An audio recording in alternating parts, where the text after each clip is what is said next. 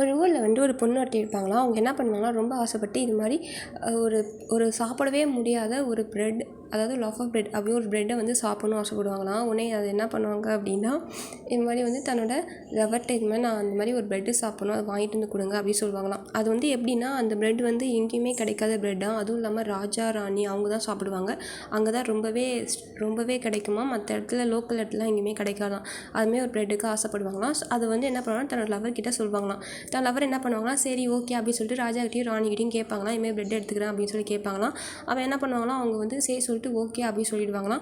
அவங்க எடுக்கிறப்ப என்ன பண்ணுவாங்கன்னா, நிறைய பேர் குரூப்பாக இதான் சான்ஸ்னு சொல்லி நிறைய எடுத்துகிட்டு வந்துடுவாங்களாம். அவங்க சொல்லுவாங்களாம், அவனுக்கு ஒன்று மட்டும் தான் எடுக்க அலோட் கொடுத்தேன், ஆனால் எப்படி நீ அதே டைமில் நிறைய எடுத்துக்கிட்ட அப்படின்னு சொல்லிட்டாங்களாம். சொன்னது உடனே சரி ஓகே, இது மாதிரி பர்மிஷன் இல்லாமல் நீ எடுத்துட்ட, சரி சொல்லிட்டு உன்னோட லவ்வர் வந்து நாங்கள் எடுத்து ஜெயிலுக்குள்ளே வைக்க போகிறோம் அப்படின்னு சொன்னாங்களாம். உடனே ஏன் அப்படி எடுத்து வைக்கிறீங்க, நான் தானே வந்து பிரெட் எடுத்தேன், அவங்க எடுக்கலை அப்படின்னு, நீங்கள் நிறைய எடுத்துகிட்டு போயிட்டால, அப்போ லவ்வரும் எடுத்துருப்பாங்க அப்படின்னு சொன்னதும், இல்லை எல்லா பிரெட்டையும் நான் தான் எடுத்தேன் அப்படின்னு சொல்லி அந்த அந்த ஹீரோ வந்து என்ன பண்ணுவாங்கன்னா, அவங்களே முன்னாடி வந்து நான் தான் எடுத்தேன் அப்படின்னு சொல்லிடுவாங்களாம். உடனே அதுக்கப்புறம் என்ன பண்ணுவாங்க, அந்த அந்த ஹீரோவை தூக்கி என்ன பண்ணுவாங்கன்னா, ஒரு ப்ரீசன் உள்ள ஜெயிலுக்குள்ளே வச்சுருப்பாங்களாம். உடனே அப்போ வந்து ஹீரோயின் வந்து என்ன பண்ணுவாங்களாம், அவங்களுக்கு தான் வந்து கேட்பாங்களா, இது மாதிரி அவங்கள விடுங்க அப்படின்னு சொல்லி கேட்பாங்களாம்.